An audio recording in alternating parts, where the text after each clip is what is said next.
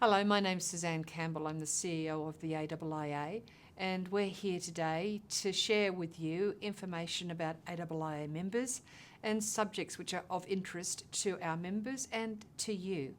Today I'm joined by Dan Paul, Chief Executive Officer of PSMA. Dan, hello and welcome. Thank you. Thank you very much. It's great to have you here.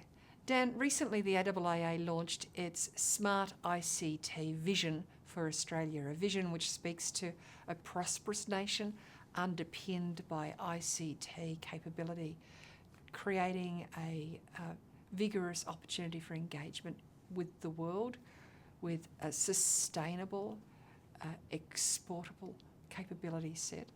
Tell me about PSMA and how you fit in to such a view of the economy.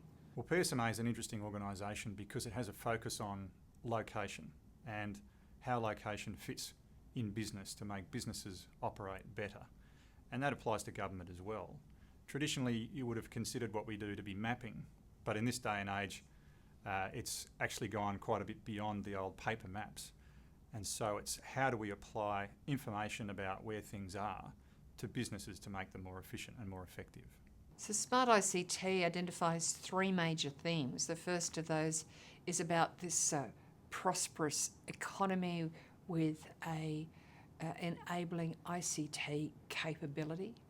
The second is the leveraging of the nation's investment in broadband and enabling mobility capability. And the third is the development of exportable products and services using ICT. Tell me about the theme's relevance to PSMA and which you think might be the most important to your business. Well, that's a really interesting question because those three core components are actually intertwined from our perspective. If you look at the way that people live their lives, they're very mobile. And as soon as you become mobile, you need to know about where things are and how you relate from, for instance, your current position to those things which you want to interact with. So we've now got a much more mobile feel to how we go about even our daily lives, and business is the same. So if you combine the idea of needing to be able to support mobility and therefore broadband capability, then you're starting to examine how do you apply location into the business context to be able to support that as well. So there's a really interesting interplay between the whole concept of mobility and supporting that through broadband, and then understanding how you would then leverage that into things that make us more productive, both nationally and internationally. And an understanding of how to apply location and spatial capability inside a business is a real burgeoning area internationally. And there's a real interesting set of skills and capabilities that are required to leverage this.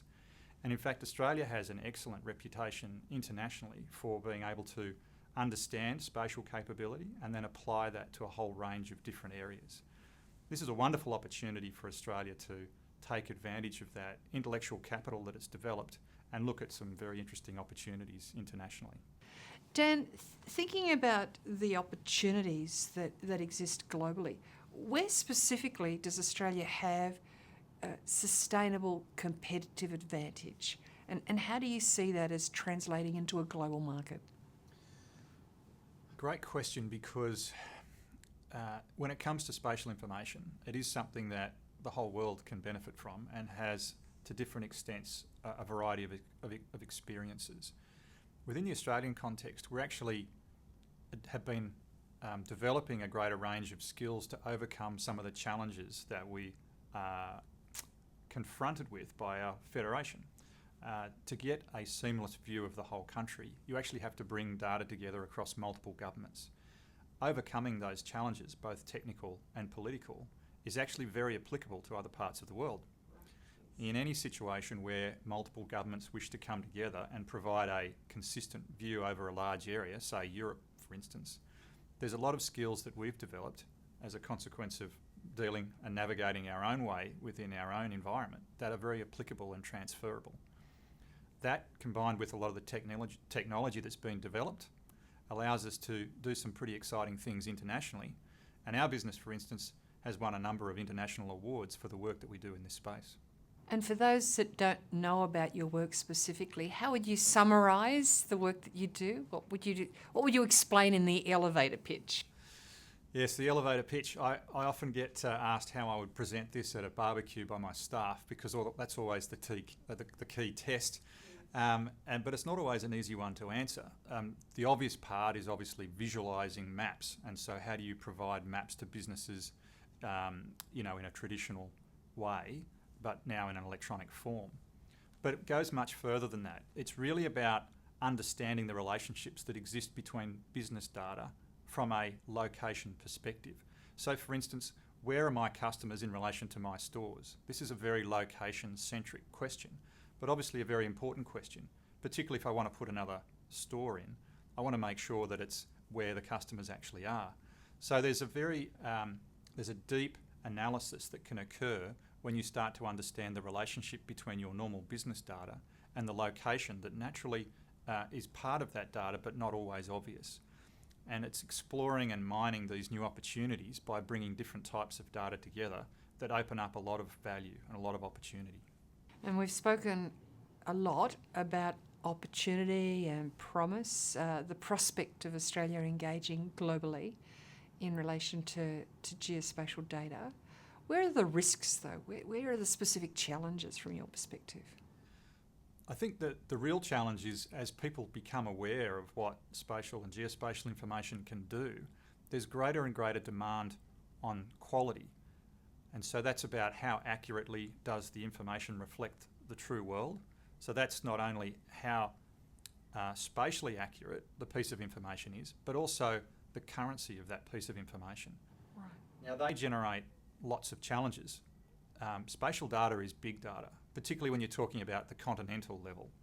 So if we're talking about very large data sets that change very quickly and have to be delivered to a broad range of people, often with mobile devices, there's lots of aspects of navigating that technology that is quite challenging and quite difficult, and something that, if done well, is very exportable to a whole range of other applications internationally.